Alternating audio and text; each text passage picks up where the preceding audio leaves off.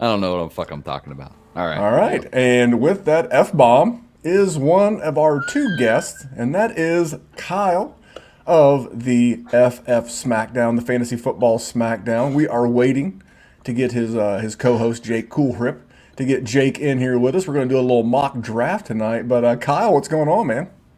No idea. I had no idea we were freaking live. Yeah, I was waiting for some sort of sounder or go or something, and then apparently we're here. So I mean, yeah, good to be here, bro. Yeah, we were going live at 9:30, and we're going to step into your arena tonight. Now, you and I talked some redraft last Friday on a bonus edition of the DWZ, but what better way to accompany that piece than to get into some redraft action? I think this is something we need to do at least once every couple of 2 or 3 weeks between now and redraft season. I mean, that kicks off the first week of September with the season. But this is where we all started, man. Everybody loves a good redraft, mock draft. Would you agree? Oh hell yeah, man! I mean, if you want to, just clickbait it up, just throw mock draft on anything. It could be anything, and people love that. They just eat it up. So I was looking forward to hanging out with you again. Good to see Jerry this time around as well. Geez, it's been forever, bro. True, it has, and it's horrible.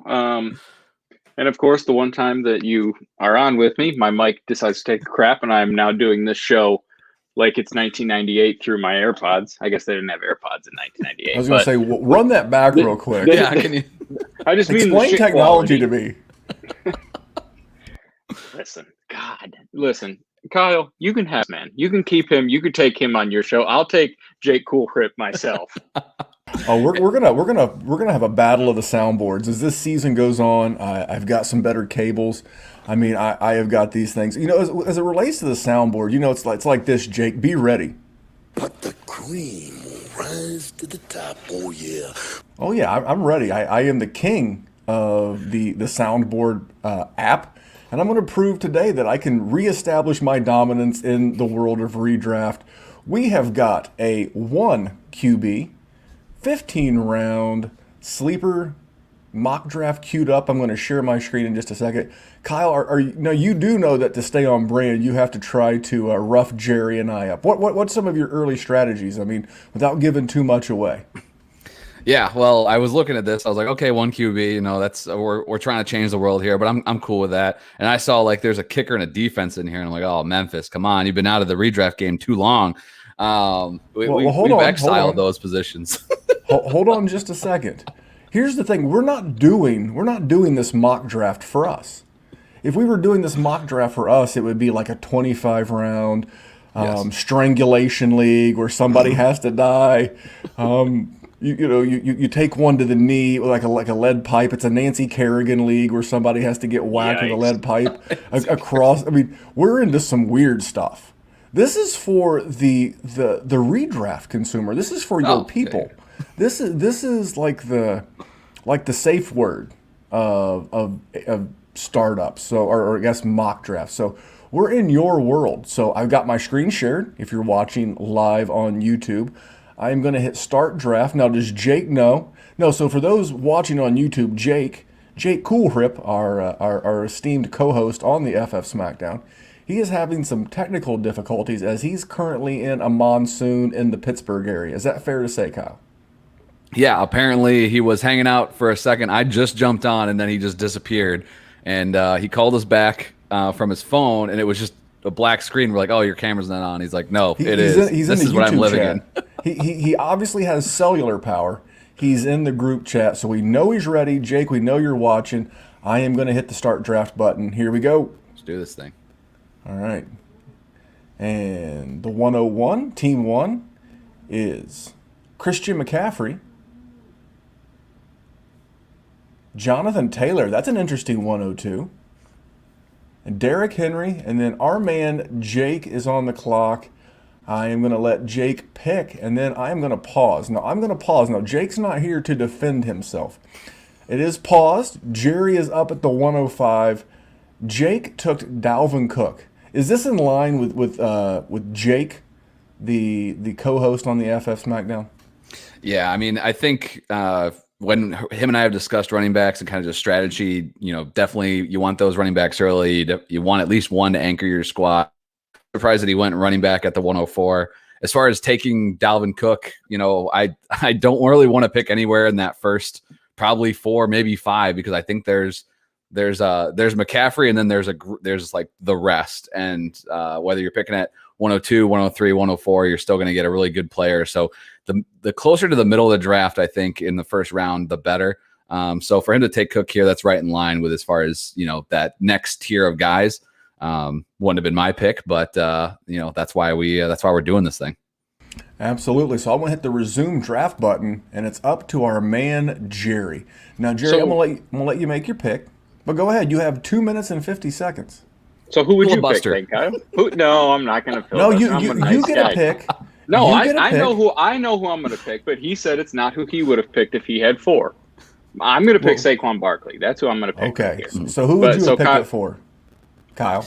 Yeah, I would have taken Saquon as well. I definitely you can't really have too many qualms with the guys that were taken ahead of that. It's just for me, Cook is kind of like the last guy in that elite tier, and there were 2 guys that I still would have taken ahead of Dalvin Cook, Saquon Barkley being one of those. So I'm picking at 107. We got to make sure to tell everybody Nick Chubb went in between you and Jerry. So Jerry at the 105 took Barkley.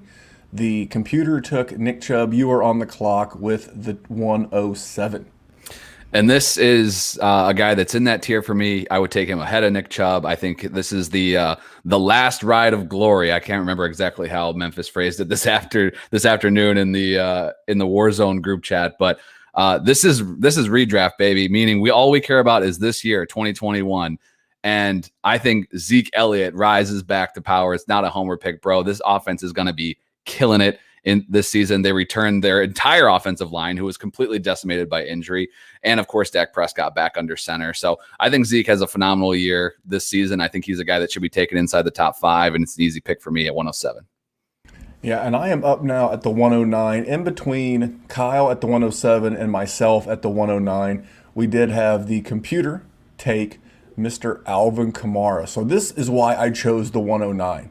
Because this is where it gets really dicey. The best running back on the board per sleeper ADP is Aaron Jones.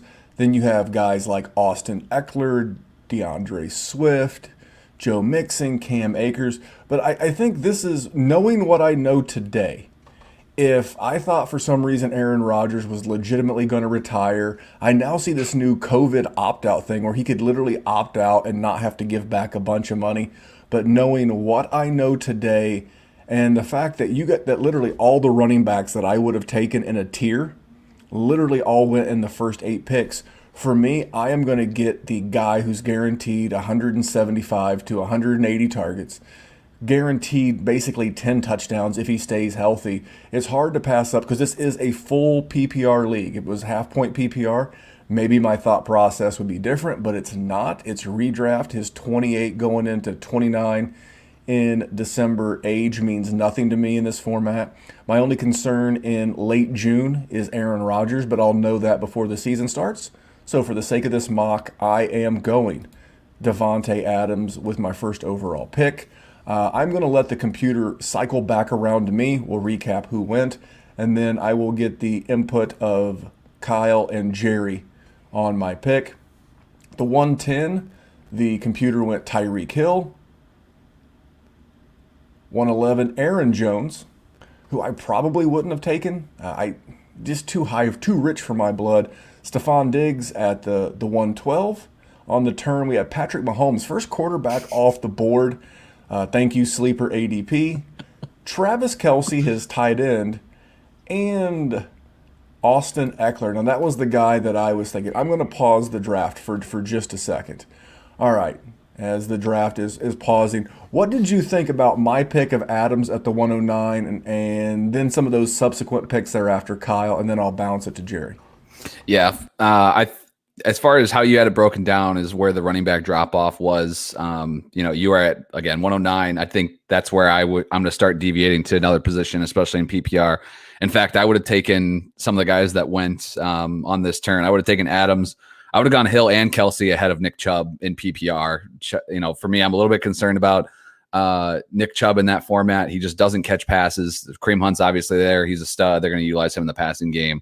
And I think to me, he's still solid, but those receivers are just still valuable in PPR format. So for me, I'm still kind of debating between Tyreek and Adams, as of, late June, but no problem with Adams and then Tyreek Hill going in round 1. I agree with you on Aaron Jones. I've not taken him in round 1. There's other options, especially when you're at the end of the turn like that. I'm going to take another position that I really like. When you're staring down Aaron Jones and Austin Eckler, I just probably go, either Diggs or, if there's another receiver you prefer there, Hopkins is in that conversation. I probably just take one of those guys and then just grab the leftover running back in round 2. But no issue there besides with any of the picks besides Patrick Mahomes. If there's a guy in your league that takes a quarterback in round 1 or 2, you just go over and shake his hand and say, thanks for your entry fee and walk away because that dude ain't going to make it to this championship. So that's just how it goes, man. What about you, Jerry? Anything to add? No, I mean, the Patrick Mahomes pick is unbelievably stupid, and it pisses me off sort of that it's on there because it's not helpful to anybody. I mean, yes, you're going to be in some leagues where somebody's going to take him there, but that's Craig in accounting or Carol in customer service. Like, it's dumb as shit. I don't know what else to say about it. I don't really love Aaron Jones there. Here, let me pull this up so I can see it. Stephon Diggs is fine. Kelsey's fine. I sort of like Austin Eckler. I would have probably switched where he is in Aaron Jones. As far as the Devontae Adams pick, I think that's sort of like the first 10 picks that we have here, all those running backs, and then Devontae Adams and Tyreek Hill.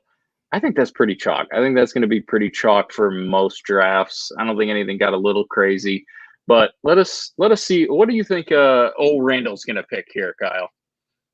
He's not going to go Joe Mixon or something. He hates that kind of guy. What's he got? He's got to go running back, right? Yeah, I think for me, I have a clear guy that I like at the top of the board. Still, there's some interesting names, but as far as for where Sleeper has these guys, they're a little bit buried. They're not just sitting there at the top of their queue. So I think I know who he's going to go. I don't want to give my pick away. Who are you thinking? Well, okay. Okay. Well, you think you know me? You don't know me. It's either Najee Harris or Clyde Edwards-Helaire. That would be my guess. Okay. My guess would have been Najee's at the top of my board of the guys that are left, but I think that Memphis could go Antonio Gibson. I hit the draft button. You're both wrong. A couple of weeks ago on a Tuesday night, I jumped on. Here's the thing: you're not going to win it playing safe. Kyle, you're up. I will give you a minute to think about your pick. But for me, Cam Akers, I've seen how Sean McVay uses the running back there. Now, do I think he's going to get Todd Gurley 2018 or 2017? No. But I know that could be the ceiling. And I really like the guy. So I like the offensive line. I like the addition of Matt Stafford.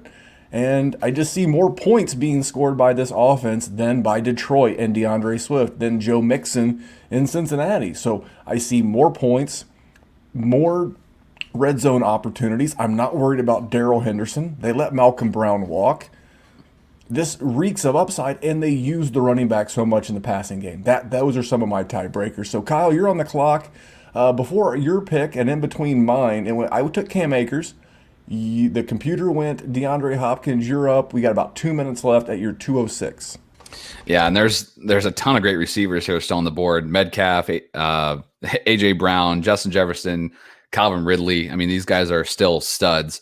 And as much as I do like those players in a vacuum over the running backs that are still left, I know what that running back position is going to look like here in just a few rounds, and it's going to be nasty. And there's tons of wide receivers that I really, really like here. So, there's 3 guys that aren't even the top 3 on the board here, according to the sleeper rankings. That has Mixon, Dobbins, and Swift.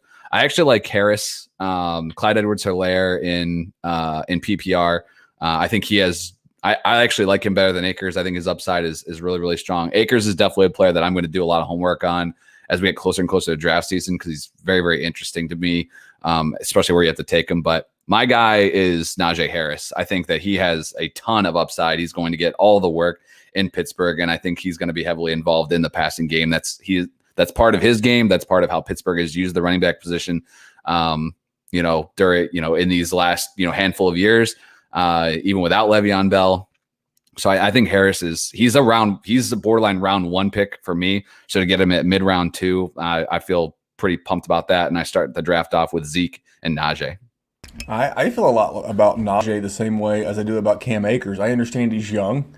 I understand we're not sure exactly what his role is going to be, but I also understand the power of that offense and the lack of true competition for touches. I mean, are you worried about Jalen Samuels or Anthony McFarland? I'm not. So I love Najee Harris. I love him quite a bit. And Jerry, the computer at the 2027 took Metcalf. So you're up. You have Saquon Barkley and 2 minutes to pick. What are you thinking? Well, I would have liked Najee Harris there. Kyle's an evil bastard like he always has been. Puts me in a little bit of a pickle. I'm not a huge tight end guy, so I'm probably not going to go George Kittle, but I wouldn't be mad if somebody did. Son of a bitch. The problem is, like Kyle said, running back is going to get ugly pretty quick here. But I also love Justin Jefferson with just about everything in my body. So he is probably who I will go with. And I'm probably going to pigeonhole myself into, taking a running back the next round. And it might be somebody that I don't love, but I am not going to pass up on Justin Jefferson if I could click the right spot. Bam. That's what she said. So, when you hear that, you always have to get the hey now. So, all right. So Jerry went Justin Jefferson. He did not go robust RB like Kyle. So your boy Jake is up. He gets no pause button. Hopefully he's getting cellular service there in Pittsburgh. What do you think about Justin Jefferson? I don't think 1,414 is going to be necessarily repeatable, especially if the defense is better in Minnesota. But, I mean, he just feels super safe. Just target competition.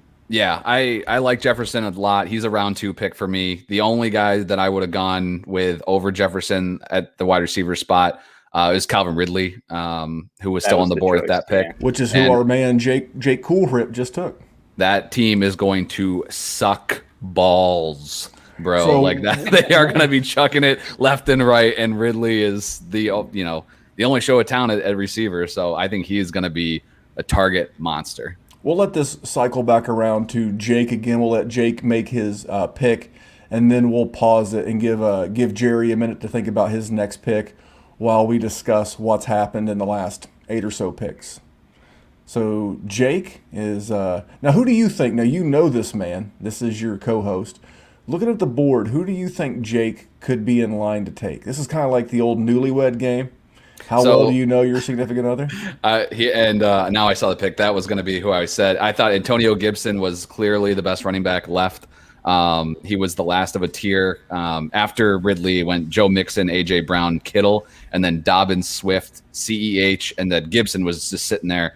And I think that's a clear break in the running back tier. So for him to get Gibson there, I think is great. He got to take his wide receiver in Calvin Ridley in round 2, and then picks up a stud running back in round 3.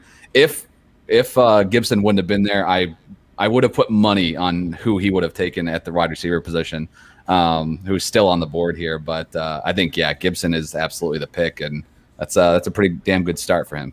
And so he's got Dalvin, Gibson, and Ridley. Jerry, you're up.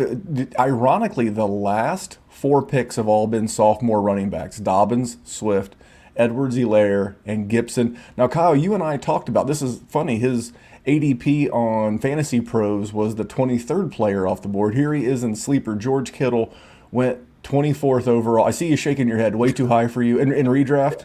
Yeah, tight end premium. Get the hell out of here. Yeah, no, thank you. I mean, I like Kittle a lot, and if he's there in mid round 3 or whatever, I'm fine taking that. I'm comfortable with that. And later, obviously, the better. But I don't think there's a big enough difference between him and Darren Waller, who's clearly he's going at the end of round 3. If you really want a tight end, you don't need to take him in round 2. You can just wait, take Kittle or Waller, and that can be your round 3 pick. Pencil that thing in, but.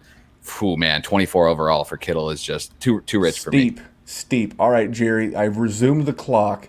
You are up. You are picking, and then there'll be a pause of 1 pick, and then Kyle will be up.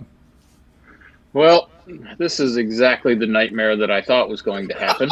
But you did it anyway. I love it. I did. I thought that I would, there would be a run on running backs. I said, you're going to get stuck with the one you don't want.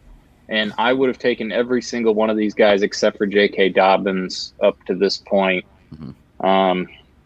There's too many wide receivers, and running back is getting gross, and it's getting gross quickly. And if I wait, I'm not picking again until 4.8. So I'm going to end up with just absolute doo-doo, like hoping Melvin Gordon is there or something. And I'm not going to do that to myself. I'm going to pick somebody that I think is going to regress unbelievably, but I prefer him to the people that ADP says I should pick, and that is the gross version of David Montgomery of the Chicago Bears.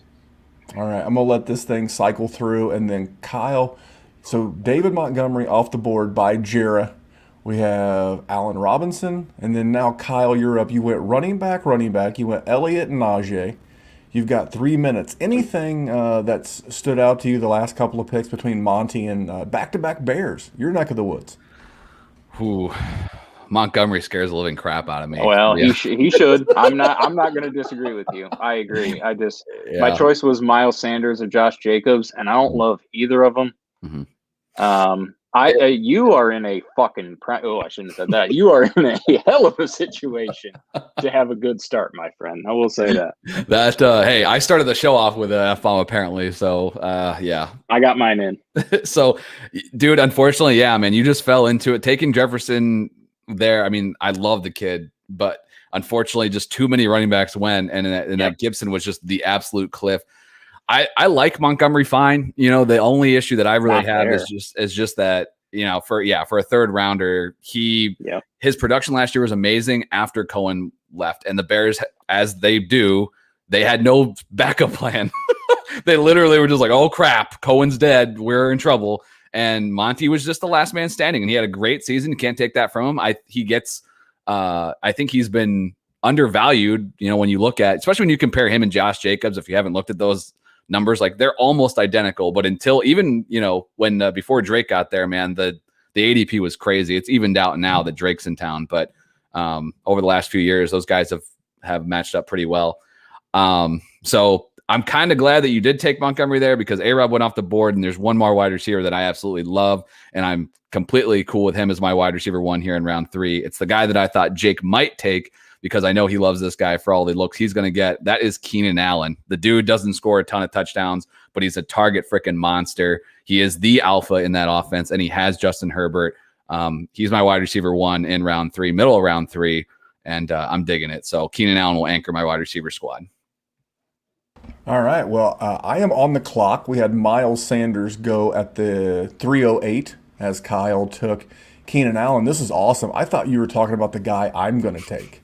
And normally I would like to go running back here, but there's a couple of guys, and I'm looking at the ADP, and this is where I'm playing the ADP game.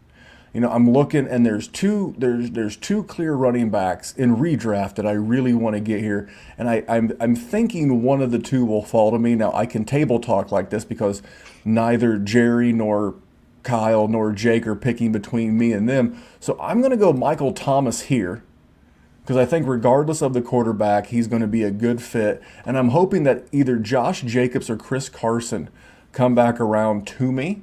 I don't know that they will. And there you go. In between, my 3-9 went Darren Waller at the 310, Josh Jacobs at the 311, Mike Evans 312, Julio Jones 401, my man Terry McLaurin 402, Josh Allen at the 403, and right here, as I kind of played the ADP game, had fallen in my lap, Chris Carson. Now, everybody loves Chris Carson. He's been posting a lot of shirtless selfies on there.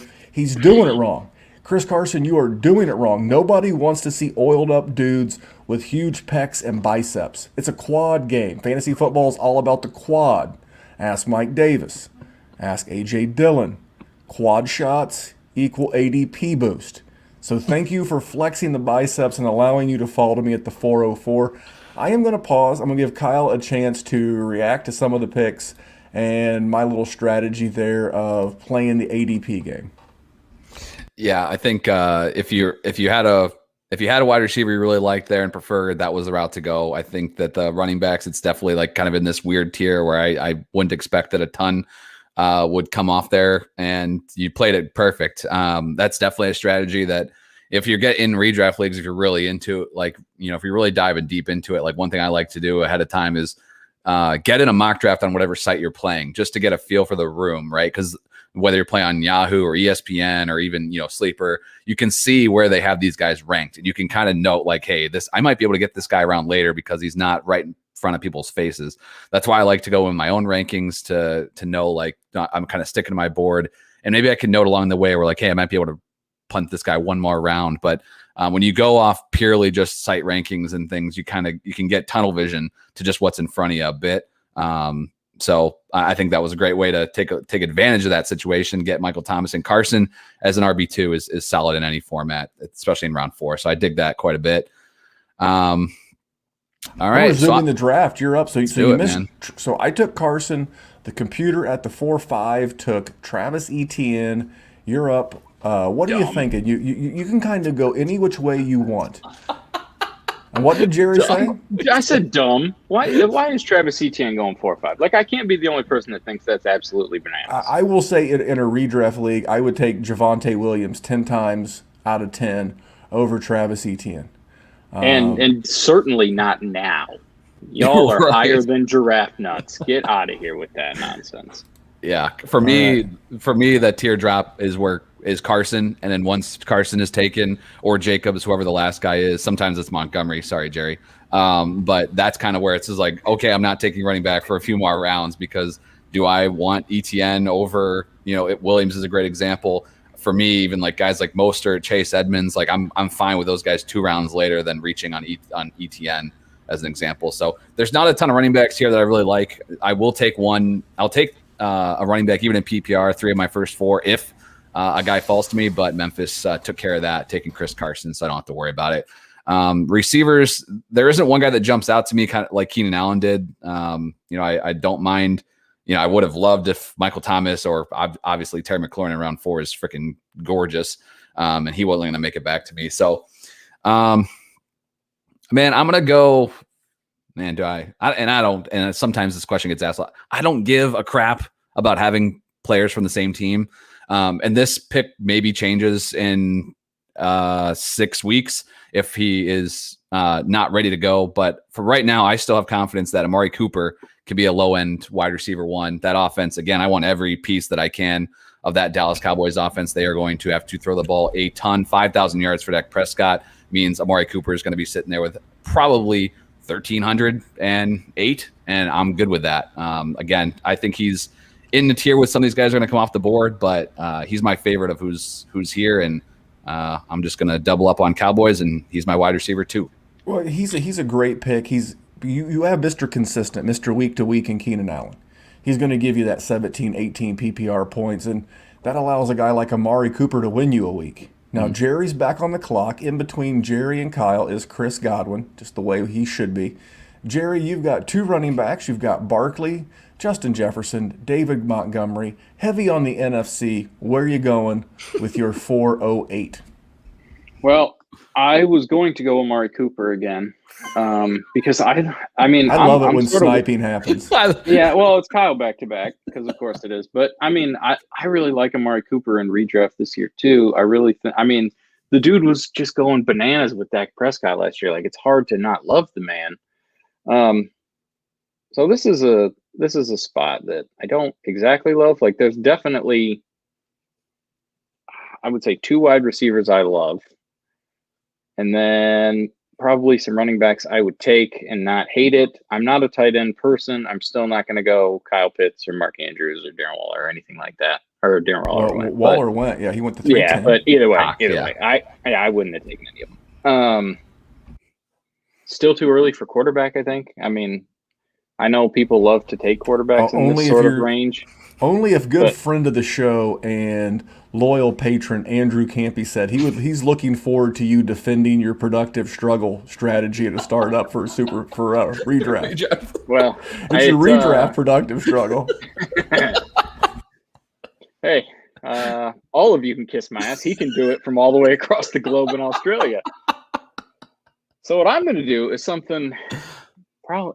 No. You got 45 seconds. I'm not doing any more know, pauses from now on. You're gonna get this as like a reminder that you got time left. No, I got it. We're doing. That we're gonna was go, the correct pick. That was Well, DJ I know. Moore. The Love problem is DJ Moore. I don't love my running back, so I was gonna insulate him a little bit by taking With another who? one, but I didn't Kareem Hunt. But I don't want to do it that early, Gross. so I didn't do it. That's why I got to Gross. take value, and All right, that'll be that. Hopefully, Jake's not watching and decides to take Kareem Hunt. Doubles down your mistake. I do love the DJ Moore pick. Adam there you go. Thielen. Oh, You know, Jake. I don't that know. feels like I'm not picking on your boy. I love Jake Coolrip, but it feels a bit early on Thielen, like maybe a round and a half. Am I crazy? Well, if you're asking me, then I'm definitely. Well, Jerry gambled and lost. Kareem Hunt went at the 412. Jamar Chase 5-1. James Robinson 5-2. News came out today that we broke this last week that they said that if James Robinson got hurt, that means Carlos Hyde would get a large workload. Well, guess what? Came out today that James Robinson's going to have a very significant workload in Jacksonville, so I don't hate that. CeeDee Lamb. No, so here's the thing. I'm going to give Jake a pass while Jerry's debating.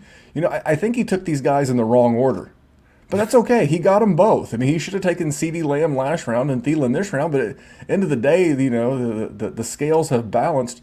Jerry, you've got 2.5 minutes. Kyle, what do you think about the Lamb and Thielen picks by your mans here? Full PPR. Yeah. I love CeeDee Lamb. He's definitely. I mean, whenever Cooper comes off the board, Lamb should be right behind him for all the same reasons. And the kid, I think, is going to take a jump this year. Thielen, if you're ever asking me about Adam Thielen, you can't say enough bad things. I get the touchdowns were there last year. That's great. He is clearly been surpassed by Justin Jefferson, I think, as the number one. He's not going to be a huge target monster just because that's a low volume passing offense. While it did produce some solid fantasy production based off the touchdowns, that was great. But for me, Thielen he's at wide receiver 3. Like that's where I place him. I would have taken Cooper. I would have taken either Rams wide receiver. I would have taken CeeDee Lamb for sure, easily over him, and probably 3 or 4 more guys that are still on the board here at Jerry's pick. So I'm not an Adam Thielen believer. I do want to say one thing. Even though he's clearly the number 2, I'm not worried about the number 3 in Minnesota. There is a precipitous drop between Justin Jefferson, Adam Thielen, and then it goes way down here to the bottom. So maybe it's Irv Smith. Maybe it's Jason Conklin. Maybe it's who knows. Yeah. But that's not the worst pick in the world. All right, Jerry, minute 15. What do you think? See, this is why I love drafting with Jerry. He gets very deep in the Because I get shit on. I just wanted CeeDee Lamb to be there, and Jake had to be an evil bastard too. I'm never listening to the SmackDown again. I might even unsubscribe from the Dynasty WarZone YouTube just because of you guys. We lay the SmackDown on you. I hate where I'm at right now. He's full tilt. He's full tilt at a mock draft. I hate this range where I'm at right now. I'm gonna take Hawk just because I hate everybody that's right there, and I'm not gonna take a quarterback in that spot because I don't hate it. So Kyler Murray went right after you. I just Kenny Galladay. I don't love Tyler Lockett. I don't love it. I hate that range. Kyle, I hope you have a horrible time with your pick too. Well, there was a guy that was still on the board that I really love, man, as my wide receiver 3. I think this dude is going to be eating with his fresh new quarterback. That is Robert J. Woods. He's my wide receiver 3. He is. I think I got 3 wide receivers here that could all catch 100 passes easy, or whatever the new standard is with an extra game. That offense is going to be throwing the ball enough that to support Kupp and Woods to be just solid fantasy options. And Woods is going now 8 picks afterwards. I think that he's going to be a guy that I get in round 5 a lot if he's sitting there for me. And another quarterback went. So Kyle took Robert Woods at the 5.7, then Lamar Jackson. I'm up at the 5.9.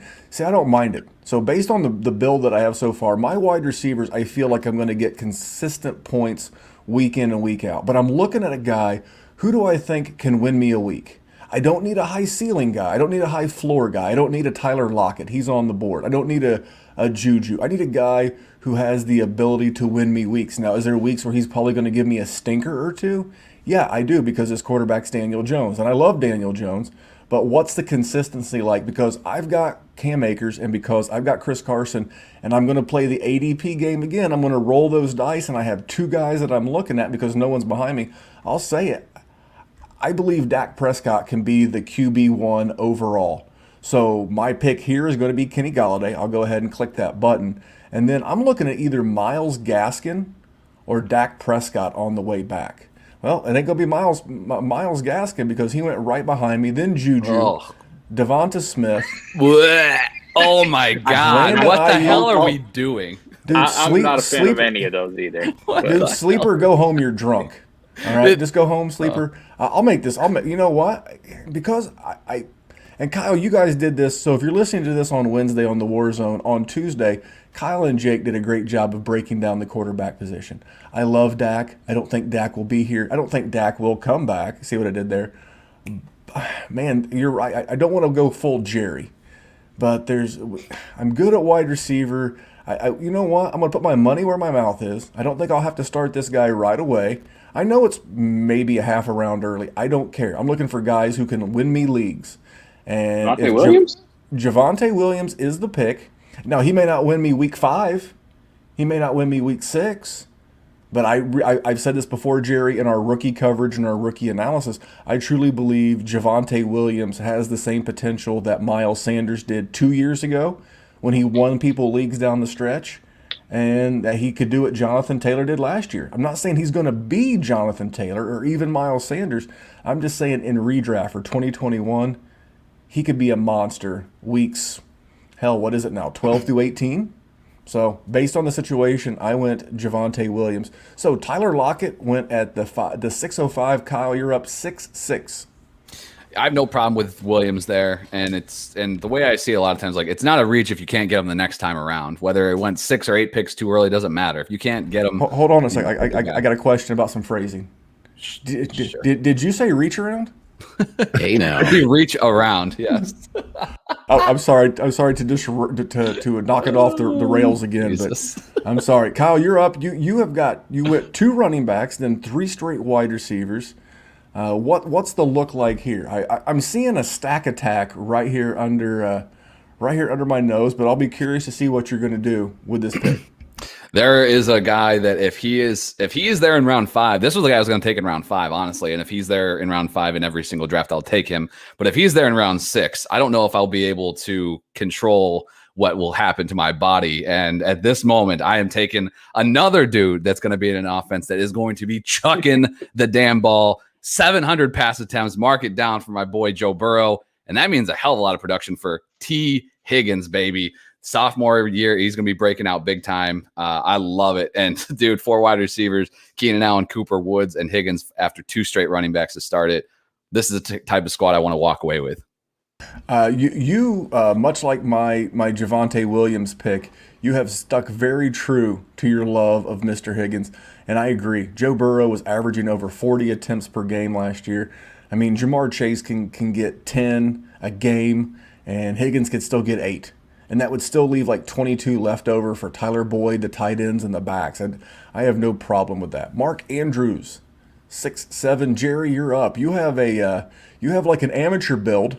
You have done. I mean, I think so highly of your roster.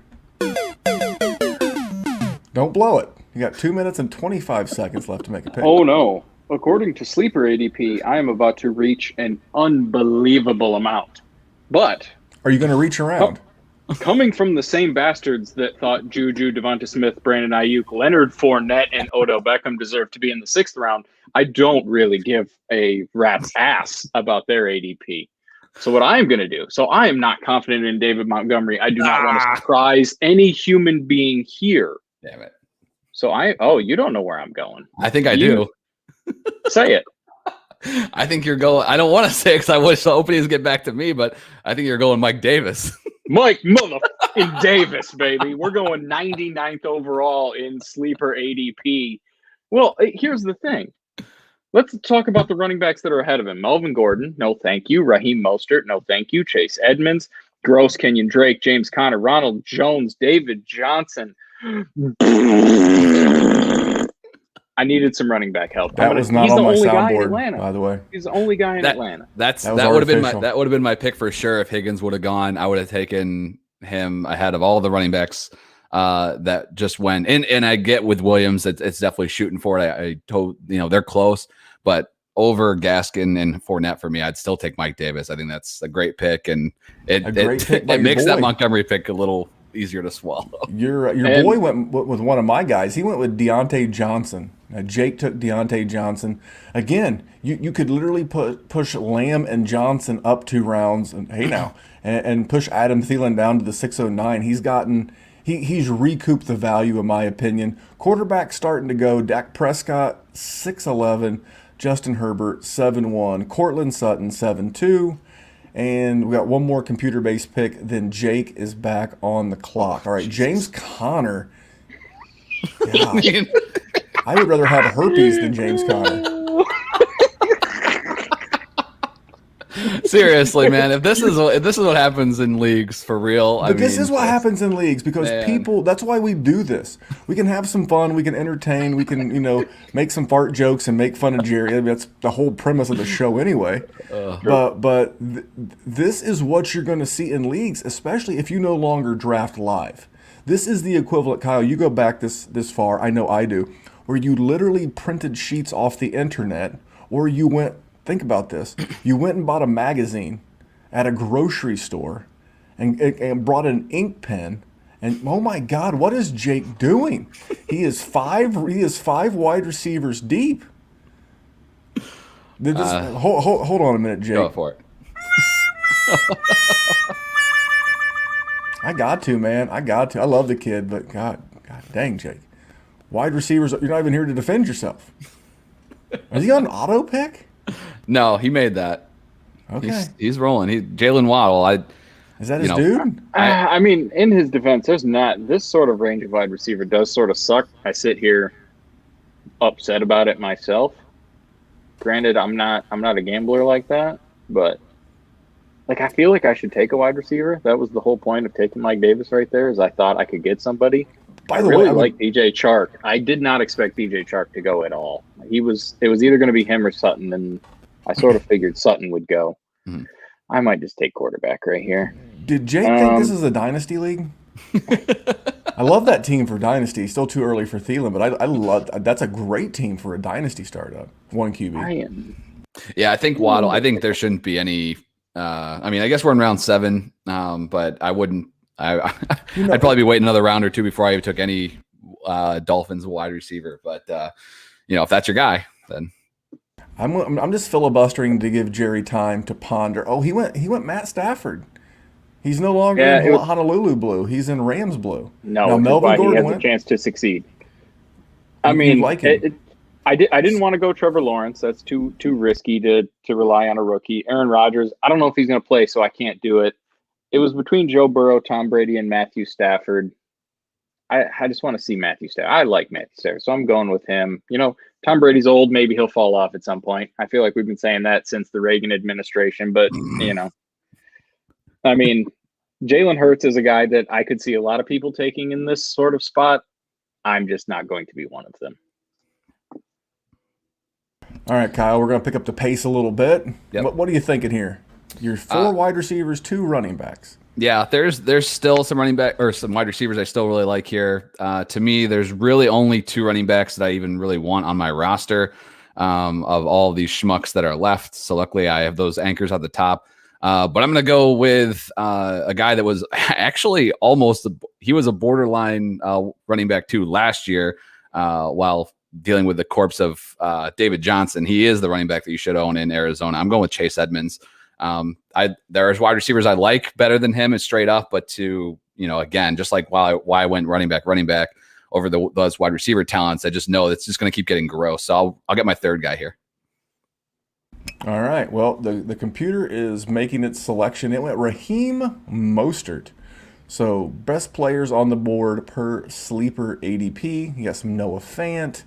This is the thing. I am not taking old and busted here. I'm not taking Ronald Jones. I'm not taking David Johnson. I am taking upside plays. Ronald Jones is 23 years old.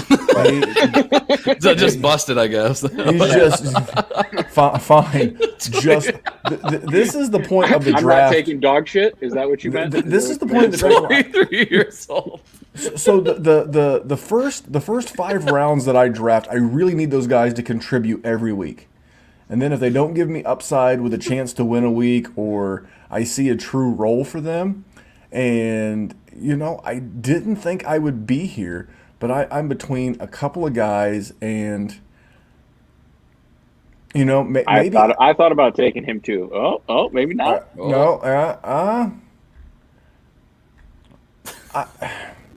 The suspense is You gonna killing. gamble? Yeah, You gonna gamble? I'm going to gamble. I'm going to go with LaVisca. I'm going to go with LaVisca Chenault. I think he could be the target leader there, and he's so versatile. Hopefully none of the injury. Oh, Aaron Rodgers, Kenyon Drake, Dude, Mike Gesicki. Whoever owns this team 12 needs their ass kicked. I mean, Patrick Mahomes in round 2, Devontae Smith in round 5, Mike Gesicki in round 7, and then Ronald Jones. I mean, screw that guy. Apparently, they heard you say that Ronald Jones is only 23. So they took that a bit of information. I guess. There's a couple of guys. There's a couple of quarterbacks on the board that I really like. I do like Joe Burrow. I think he'll be fine off the knee injury. I'm just going to continue to pad some value, and I want to go RB. I don't want to help you guys. I don't even like you guys. So, well, Jerry, it's the facts is the facts, but dang. I'm gonna go Tom Brady. God dang it. I mean, 5,040 just feels like a lock. That might be in the first 2 weeks, because I mentioned this on Twitter and on a show the other day. Like, if you just want a guy to start your season, the dude starts at home against the Dallas Cowboys and then gets 10 days to chill and figure out how the hell he's going to beat the living crap out of the Atlanta Falcons at home as well. He is going to get off to a monstrous freaking start. So if anything else, and while I do think he's top 12 guy, he is going to be on fire weeks 1 and 2, which doesn't matter for Dynasty, right? But for redraft, man, when every one of these games counts, that's strong. I have no problem with that. All right, you're back up, sir. Oh man, well we're in the old busteds now, for sure. There's Michael Carter's on the board here. He's kind of like the last intriguing wide running back for me. In round 8, I think that's fine. He doesn't have to do much to return some value for you, but I'm pretty comfortable with what I have at running back. So I'm debating between Brandon Cooks, which he is just a guy that always gets drafted super, super late. His quarterback situation, though, is a little bit just too concerning at this point right now. So I'm just going to go with, I think I have enough boom. I'm just going to take a guy that I know I can plug in every week and just be a solid flex at this spot in round 8. I got some upside coming up, but I'm going to go with Jarvis Landry. He is my preferred wide receiver in the Cleveland offense, and he just went 2+ rounds later than Odell Beckham Jr. So I'm just going to take Landry here in a PPR and feel pretty good about that as my wide receiver 5. Yeah, 5. Perfect. So Jerry, you're up. You've got a starting lineup. You went with the plug and play. You've got this is like Noah's Ark. It's like 2 by 2 by 2, 2 wide receivers, two running backs, 2 non-wide receivers and running backs, and then the odd Mike Davis. What do you got, bud? What are you thinking? Well, I almost took Brandon Cooks with my 7th round pick, just because I only have 2 wide receivers. They're both just chef's kiss. So I do sort of want some old and busted, somebody who's boring. I'll take a dude that can get me 1,000 yards, and he's the only guy. Sorry, Nico Collins, but I'm gonna take Brandon Cooks. I would have taken Jarvis Landry too had he been there, but Kyle took him. Sorry, Nico Collins. No. That should be your team name this year. That should be your team name this year. Sorry, Nico Collins. I love it. That's a solid pick though, and if they get any quarterback play, he's gonna be better than 8th round value. So we'll see. And there goes Michael Carter. That's too bad. There's still a world that we live in where Deshaun Watson could play 10 games this year. Mm-hmm. I continue to, like I said, I lie to myself. I continue to say, hey, you know what? I don't really care. Now, there's a guy that went off the board that I was hoping would come back to me, and Zach Moss. I had an eye for him. I think he'll be the primary carrier there. Some nice wide receiver value coming off the board. Tyler Boyd, Debo Samuel, not so much Robbie Anderson, and then the same guy who took Michael Carter and Jake, our very own Jake. You know what? I've teased Jake a little bit, but he's totally redeemed himself with these last two rookie picks. Upside. Why take? I mean, how James Conner ever went in a redraft league ahead of Michael Carter and Trey Sermon is criminal. How he went ahead of Chase Edmonds is criminal. Whoever the computer is running Team 3 should go directly to jail. Now, Jerry, I'm filibustering to buy you time, 2.5 minutes. What do you got? I sort of hate all of it. Oh, come on, Jerry. When the time comes and you get to be this point in the draft, just start blindly taking running backs and hoping that at some point they get value. I hate you with the power of 1,000 suns. Damian Harris, he was definitely queued up to be my next pick. Old and busted, I guess just busted. That's bad luck. That's bad. You can't cue people. Otherwise, you will always get sniped. Everybody knows that. Absolutely. That was a great pick. I think Damian Harris is going to be borderline, top 15, top 16 at the position, and double that if McCorkle Jones ends up being the QB, because he'll get more involved in the passing game. That was a great pick, Jerry. God, that hurts to say. Kyle, you're up. Give me a minute to collect myself. Sure. And that's okay. While you're doing this, let me just pick on G a little bit because he's being a little bully in the chat, talking nonsense. I can't count past 2. I can count to 2 in 6 different languages, G. Listen, Andrew picking on me from across the globe. G's doing it now. It's a sea of bullies in this. Kyle sniping me, Jay sniping me. Randy actually praised me. The hell's freezing over. I don't know what's going on. I don't know if I could have done better than that, Memphis. So I feel like that was well worth it. So let's see. Hold on. So I can, we can all see what Randall's thinking. Let's look at Randall's team real quick. Well, I'm on the clock, so I'm gonna make a pick. Oh, you're on the clock. Well, yeah. Nonsense. Yes, please. Let's show this guy some Kyle, respect. Before you pick, I want you to know that I hope you screw this pick up. Well, I also want to call out the computer again for taking Joe Burrow when that team already had Kyler Murray, but 9th round Joe Burrow is about the time you can start thinking about taking a quarterback if you want there. But there's still plenty of quarterbacks on the board. I'm going to keep punting that down the road. I'm going to go with the guy that Jerry should have taken because he needed a receiver. This is another guy that's going to get 1,000+ yards. He's just sitting here waiting to be picked. And again, I don't care how many players I own on the same team. If their offense is good, come on down, Michael Gallup. This dude is a freaking baller, and he's going 5 rounds after the rest of the receivers. Kyle's losing that bye week, so hopefully I got him that week. I don't even care. I think that they can all get to 1,000 yards easy. They can all get 6+ touchdowns. And the thing with Gallup too is if at any time Cooper or Lamb, miss action, then it's even better, for him. So I think he can stand alone, be a wide receiver 3 for any fantasy team to get him in round 9. I don't care that I own Cooper. Just give me him. Give me all the Cowboys. Now Gallup's a dog too. I'm mad at you. Well, I'm to the point to where ADP be damned. When you have 4 wide receivers of Adams, Thomas, Galladay, and Chenault, unless I get hit with injury, the need for me to take any wide receivers that could even potentially crack my lineup. This is not best ball. This is, you set your roster every week league. And I have very much confidence in those 4 guys. So ADP be damned. I'm going to reach a little bit, from a computer-based system that just took Joe Burrow after already having Kyler Murray. But hey, I'm going Tony Pollard. He could have standalone value. We talked about how good the offense in Dallas is. Because we'll talk about tight end at the end. We're going into the 10th round of this. We're only going through 13 because no one gives a rat's ass about kickers and defenses. You can pick that up on YouTube. I'll post the draft board as well. Other players that have went, Dallas Goedert, Irv Smith, A.J. Dillon. Jalen Hurts at 10-1 feels like a very good value. I don't It love would if him. you didn't already have Patrick Mahomes on Team 12 and you're a dickhead. Speak it into existence.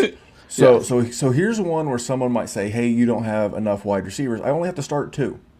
This is your classic ESPN. I think all of us play in a league like this: 1 QB, 2 running backs, 2 wide receivers, a tight end, a kicker, a defense, and a couple of extra flexes. So I've only got to start 2 of these wide receivers. I'm going to continue to hoard and stack running backs in really good offenses. And sleeper, first of all, shame on you. Speak about people who should be put in jail. How in the blue hell is Todd Gurley at ADP 118 overall, but I can get a guy who we know is going to get a role in an offense like Baltimore in the Gus bus? The Gus bus. I am stacking all of these, I guess what they call zero RB type RBs. Damn you. Just signed a 2-year, $10 million extension. They clearly have a plan for the bus, and I'm here for it. Give me the Gus bus. Shoot. That was my guy. I was like, I'm just going to take Edwards. He'd be my running back 4. I'm good to go. March it to the bank. Shoot, man. Well, that's what happens. I finally got sniped. Now I know how Jerry feels, I guess, but that's a great pick. If there's a player I own more than T. Higgins on squads this year, it'll probably be Gus Edwards because his price tag is extremely low. And even in PPR, I know he didn't catch passes, but whatever, who cares? In round what, 10? So, well, shoot, man, you took my guy. So I'm going to get my 4th running back here. There's one last guy that I think could still be the top running back in his squad. I know he's not a PPR monster. He hasn't been over the course of his career, but the running back that I like the most, feels gross to say, in Houston is Phillip Lindsay, and he's going here in round 10. I think he can beat out all of those carcasses ahead of him. I think he's shown that he can be a lead back in a committee, and you're good to go. Those guys are ready for the glue factory in Houston. Just drag them out back and give them the old yeller. All right, Jerry, you're up. Now, you're just building depth at this point. You've got every position. Now, Kyle, myself, and Jake, none of us have a tight end. You went TJ Hawkinson earlier, so you don't have any pressure to maybe reach a little early for a tight end. What are you thinking here? You got to have some comfort. I'm wishing I wouldn't have taken TJ Hawkinson at 5. I think that was a learning experience because I would be just fine with taking Zach Ertz or Evan Ingram or Robert Tonyan or a bunch of guys in this range. So I think that was a mistake. I think that's something I would lean on going forward is don't do some stupid stuff like that. The other question is, so like you said, I have everything covered. I even have a bench spot covered. So now I'm just sort of swinging for the fences, which it's like, do I want to get another bench replacement for my flex, or do I want to absolutely swing for the fences? Swing away, Jerry. Swing away. You're going to cut this guy anyway after 1 week. See, that's why I don't want to do it, because there's a real possibility that happens. All right. Let's do this guy. Grab another wide receiver. Oh, you son of like him. It's a little risky, but that's the rookie wide receiver 2 to own in redraft. Mark it down. Look at this guy. Behind Rashad Bateman or Nico Collins. No, bro. Come on now. I would take Elijah Moore over Devonta Smith straight up this year. And he just went freaking 5 rounds later. I mean, we let it go. I mean, it could backfire. And what could be, if he gets to play, some extremely good value. You got Deshaun Watson, Ryan Tannehill. The tight ends are coming off the board. That was my reach, is just taking Deshaun Watson in the event that he played. Yeah. It's Antonio Brown. I think it's another tremendous value in the 11th round.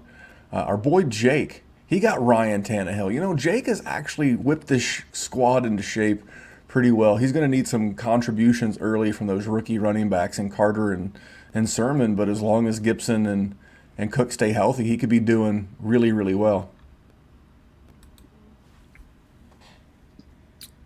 Yeah, I was definitely eyeballing Tannehill in the last pick. I just was wondering if he'd maybe make it back around to me.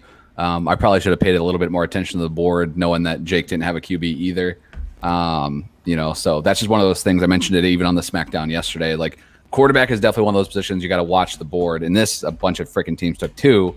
But if there's teams, behind you on a turn that don't have one, you might not be able to kick it another round. But if there's, if everybody's full up at QB, then sometimes you just take the other player and then you could probably get quarterback coming back. So yeah, I think that was a great pick for Tannehill. He's inside my top 12 and he just went here in round 10. So definitely solid in starting. Yep. I like the Higbee pick a lot too. Jake's got big upside. I think Ryan Tannehill, I think this is a good lesson for everybody who's watching on YouTube, is that Tyler Higbee and Ryan Tannehill in the 10th and the 11th feel like just tremendous steals at this point. And, he's crafting a really nice team. All right, Jerry, you're up. You're covered everywhere, so you're just kind of fluffing the depth at this point. Yeah, the problem is who do you want to take a stab at right now? Because it's, like you said earlier, ADP be damned. So it's who do you think could really take a step? So I am sort of torn between, I'm just going to say it because I'm not going to get anybody. I mean, maybe they fall to me, but Darnell Mooney and Terrace Marshall. So I like Justin Fields in that offense. I don't know. The problem is I have DJ Moore, so that makes me, sort of get away with him. I'm just going to take Darnell Mooney. Young dude, had a good season. Should still be the wide receiver 2 there. I'm swinging for the fences anyway with these sorts of picks. So we'll take him. We'll see how it falls. All right, and then it's coming back to Mr. FF Fellas. Still rocking that. Yeah, I don't have a tight end. I don't have a quarterback. I would have gone Tannehill here for sure. I don't really care who I get at those positions at this point. There's a reason I waited that long, and I'm going to continue to wait. I will take one more running back here. He was running back 15 last season in PPR. I will go with Nyheim Hines as just a bye week Band-Aid whenever I need him, and he can be a running back 2 with limited upside, but a running back 2 nonetheless in any week. See, teammate just got the criminally. I'm going to go super value at the tight end position. I'm actually going to stack a couple of guys I like back to back. I know Mike, the fantasy hitman, right, of the FF Ballers, loves this guy. I think everybody thinks he takes a step, and I'm going to go Adam Troutman. I see Kyle's face. He was probably hoping he was going to do the slide back. I am going to leave my board pulled up because it's coming back to me, and I am going to take a peek. I'm going to sneak a peek here at the running back position and the wide receiver position just to kind of see what's the. Part of me thinks that, this is full point PPR, and I think this guy's going to have a role. So I'm going to wait and see if Tariq Cohen comes back to me. Just a little PPR guy, nothing too crazy, and we'll see what happens. Look at that. He came back to me. It was between him and another running back. But we've seen this guy in this offense. Andy Dalton starting week 1. A lot of check down options. So don't mind Tariq Cohen. Kyle, you're back up. You got 2 more picks before we hit the pause button because of, because of kickers and defense. Yeah, and you took Adam Troutman, who was going to be my guy. So boo to you, good sir. So I don't have a quarterback or a tight end. I will take one of those here. The guys that are left. Bold strategy. Evan Ingram, Bull God, Cook, Hooper. I'm just going to go with a guy that I have, and Blake Jarwin should be the pick, but I don't know if I can have that many Cowboys on one squad. No, I'm going to go with a guy that is in an offense that has featured the tight end at times. It's just been tough to lock it down. They brought this guy in free agency, waiting for him to finally hit somewhere where he gets some looks. I'll go with Gerald Everett. Just start the season off with him. And when he doesn't get it done, I'll just pick up Blake Jarwin. But that's how I feel about Adam Troutman. If Adam Troutman's not killing it, I don't know that Evan Ingram goes undrafted, but some of the other tight ends. I want to go back to that screen while Jerry's taking a minute. Jonnu Smith, is still there. Cole Kmet is still there. Tim Tebow. No, I know a lot of people all of a sudden soured on Anthony Ferkser when Julio got to town. It's kind of like the Minnesota Vikings thing. Who is the three? Once you get past Julio and AJB, why can't it be Ferkser? And we've seen this Tennessee offense feature tight ends before, so I don't mind it. Jake, I love you and hate you all at the same time. He took one of my value plays. He took T.Y. Hilton. Jerry, you went Trey Lance. Do you think he's got a real shot at starting week 1? No, I don't, but I have Matthew Stafford in the meantime. I think once he does start, he has a chance to really take off. I can hold on to him for a little bit. I mean, you're literally just throwing darts right here for the most part. This is going to be another one. I'll throw one more name out there for tight end, since I don't think any of us are going to take any more here. But if you're really just wanted to see what happens to yourself and start off the season interesting, it's funny because the New England guys are, what people are really talking about and everything. But the way things are in Atlanta, I think you could do worse than Hayden Hurst. If they use Pitts as a receiver, and I think there's plenty of targets to go around there, I would rather take Hurst over and just see if it hits than the low volume passing offense in New England.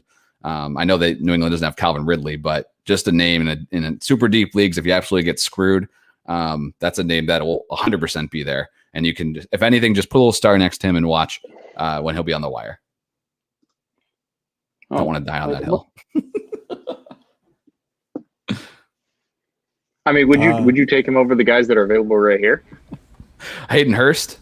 Yeah. No, I'd go Ingram. Cook, I'd take Ingram and Cook over him, but I would take him over Hooper or Kmet right now. Jarwin's the other guy I'd probably go over him, but I've talked enough about Cowboys on this show. I love that you took a Lion to pair with Hawkinson. I love it, bro. Oh, I don't. I don't know. That's tough. I thought about going with another tight end there, but I think Brashad Perriman's going to get really most of the targets for the as far as the wide receivers are concerned. So, I mean, I will probably end up with more Brashad Perriman than I ever wanted in the 2016 version or whenever he was a first round rookie pick. That version of Jerry hates me for it, but it is what it is. Well, Kyle, here's your final pick, your chance for glory. Yeah, I don't still see a quarterback on this squad. Yeah, I was counting to see how many quarterbacks were drafted. It was, I believe, 21, if my count is correct. And I'm going to go with a guy that right now is inside my top 15 for sure. He's currently inside my top 12. I feel a little sketchy about that, but he won't be outside my top 15, and that is Dan Jones, baby. The dude's got some rushing upside. This is a Dan Jones shop. This is a Daniel Jones shop. He's going to be a guy that if he gets you that 500 rushing yards on the season, that's value right there. You're talking that's 500 more rushing yards than Tom Brady will have. That's 500 more yards than Matt Ryan will have on the ground. That's a guy that I have no problem just taking at the end of my draft, and that's kind of my fallback option at QB. Well, I am going to try to make my weekly decision making at the tight end position as hard as possible. I'm going with another young gun. This is where knowing the rules of the league that you're in, this is where it matters. The way that my buddy who does our old ESPN redraft league we've been doing forever, there's no rule that says you have to pick a kicker or defense. We just have a league rule that says come week 1, you have to have a complete lineup set up. So in that type of league, I'm going to add 2 more positional players. And then going into week 1, because I want to see as much at camp as possible. Hey, who's the RB whatever? I am going to pause the draft, and I will let this thing run out as I'm editing the podcast for review. But I'm going to go around the teams. Jake obviously couldn't get on. He had some technical difficulties due to the storms in the Pittsburgh area. But his team is Dalvin Cook, Calvin Ridley, Antonio Gibson, Thielen, Lamb, Deontay Johnson, Jalen Waddle, Michael Carter, Trey Sermon, Tannehill, Higbee, T.Y. Hilton, Latavius Murray. Pretty good team. Jerry went Barkley, Justin Jefferson, Monty, DJ Moore, TJ Hawk. Wow. All right. Hang up on him. Hang up on that son of a bitch, Randy. I don't. I mean, Jerry went full Dumb and Dumber and like totally redeemed himself. You in, like, totally rounds. redeemed You yourself. totally redeemed yourself in rounds like 8 I through know. 10. I cannot believe I drafted the RB6 in the 3rd round. You fucking dicks. RB4. Sorry, PPR. Man, I will put this when I go back and record the intro. I'll make sure to let them know that chaos will ensue. He also wound up with Matthew Stafford, Darnell Mooney, Trey Lance, Brashad Perryman. Kyle had Ezekiel Elliott, Najee Harris, Keenan Allen, Amari Cooper, Bob Woods, T. Higgins, Chase Edmonds, Sorry. Jarvis Landry, Michael Gallup, Philip Lindsay, Naheem Hines, Gerald Everett, Dan Jones. And then your boy Memphis, he got Devontae Adams, Cam Akers, Michael Thomas, Chris Carson, Kenny Galladay, Javonte Williams, LaVisca Chenault, Tom Brady, Tony Pollard, Gus Bus Edwards, Adam Troutman, Tariq Cohen, Cole Kmet. So I will just say, who's happy with their lineup, who's not? I feel good. I feel good if I walked into week 1 with this team. I think Tom Brady, Devontae Adams, and my starters are going to get me a win week 1. And I'll figure it out from there. Jerry? I mean, the way that I'm beating you all of your precipitous. Listen, y'all talking? Y'all talking. But I got 2 guys that finished as RB1s in David Montgomery and Mike Davis. They're the only guys, really. Saquon Barkley's back. Justin Jefferson, DJ Moore. Live in the now, Oh, Jerry. my goodness gracious, ladies and gentlemen. I got Trey Lance just sitting in the cut, too. That guy gonna smack In you the in the cut? face in the playoffs. In the cut. Randy, you're too old. No, I'm not laying back in the cut. But I'll tell you what does make me feel old is this. That's just for your roster, buddy. I didn't. No, I'm with it. Honestly, hey, listen, computer-wise, I think Team 2 did a pretty good job. If we're gonna take a little peek ski poo over there. I don't love the double tight end, double quarterback. That's no, but I play in the leagues like top that where half guys is do good. that. Yeah, absolutely. The Jonathan Taylor, and AJ Brown, Swift, Cooper Kupp, James Robinson. They only have 3 running backs, so they're really good. I guess 2 really good and a question mark. I think Jake has a really good team. I think it was a pretty fun exercise. We'll shorten this up when we do them in the future, but I'm hoping we get invited back on the Fantasy Football Smackdown so we can do this again with you guys on your show. We'll let Kyle drive the board because I get distracted by shiny things. I'm like responding to emails and DMs, and people are seeing all this. So hey, it's free in a show that's free, Kyle. Yes, and I dig it. I appreciate you guys having me on, hanging out.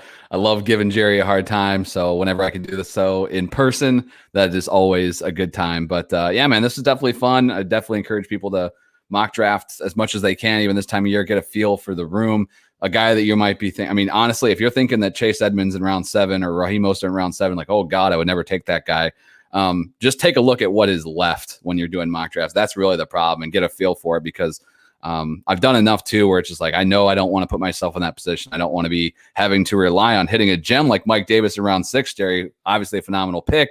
But if that's the only guy there that you really, really like, you're gonna put yourself in that spot. So good times though, man, and really do appreciate it. This was a ton of fun. Absolutely, Jerry. And what do you want to say for yourself as I am preparing this to post on Twitter? No, this is a fun show. It's always fun to mock draft because you usually end up hating the people that you're drafting with because they're sniping you or they're doing, whatever else, but it's always fun. You guys did a good job. That's the thing is what I learned is I'm not taking a tight end in the 5th round and I'm probably waiting. Because once I get into that 7th round, that's usually where I go, oh, okay, this is, I've waited long enough. I have a solid foundation. I have a good roster. I'm going to throw my quarterback together. And, I could have waited 2 more rounds and gotten Joe Burrow. I could have waited, 5 more rounds and gotten Kirk Cousins or Carson Wentz. And are they really that big of a difference between Matthew Stafford and those guys? No, probably not. And I could have had an additional position pick in the 7th round. So learning. That's why, like Kyle said, like you got to do them. It's a tool to make yourself better so that you don't have to take David Montgomery in the 3rd round and then have to defend it to these degenerates. We're going to beat the dog shit out of you, but this is why I mock draft. The more you do it, it's like working out. Like I haven't done, this is literally the first redraft mock I've done all year. And it's like if you haven't worked out for a long time and then the next day you're sore and you're a little bit creaky and you're tired, but then you go again the next day and then you go again the next day and eventually your muscle memory comes back, you feel better, you just get used to it. And then that way, when you come up on a pick, like right now, Jerry and I, we've been focused so much on Dynasty and rookies and ADP and startups and everything going on over the Dynasty WarZone that it was great to take a step back and do this because, redraft season, as crazy as it sounds, Friday is July 2nd. We're in the month of July, and this is when redraft season really kicks off. I mean, Kyle, you guys referenced our conversation from last Friday. Dynasty season's kind of done. The rookies are drafted for the most part. You've got your startups done. And then it becomes, hey, I'm just setting lineups at this point. Little trade here or there. But, man, thank you so much for jumping on with us. Unless you're Jerry. He made a big boy trade today. I'm surprised it didn't get brought up on this show because it's a league we're all in. But you know what? I am going to bring that up on a future episode. Perfect. If you want to hear about Jerry and Devontae Booker trades, get on the Twitter meme streets. Is that not the trade? No. Oh. No. Well, then you're going to follow. I made a Patrick Mahomes trade. And, all right. Well, I tell you what. I was like, what trade was that? He was a piece of that? Well, then, as they call this in the business, that's a tease. Tease, yes. Next week, we'll have Jerry. We'll come back, and we'll talk Jerry's trade of both Patrick Mahomes, equally important, Devontae Booker. Stick around. It'll be next week's show. But on behalf of Kyle, Jerry, and myself, thank you for tuning in. And remember, here at the Dynasty WarZone, we're just trying to make the world a better place for fantasy football. We'll see you back here real soon on Friday with an edition of the Fantasy Fixer Upper. Thanks for tuning in, guys.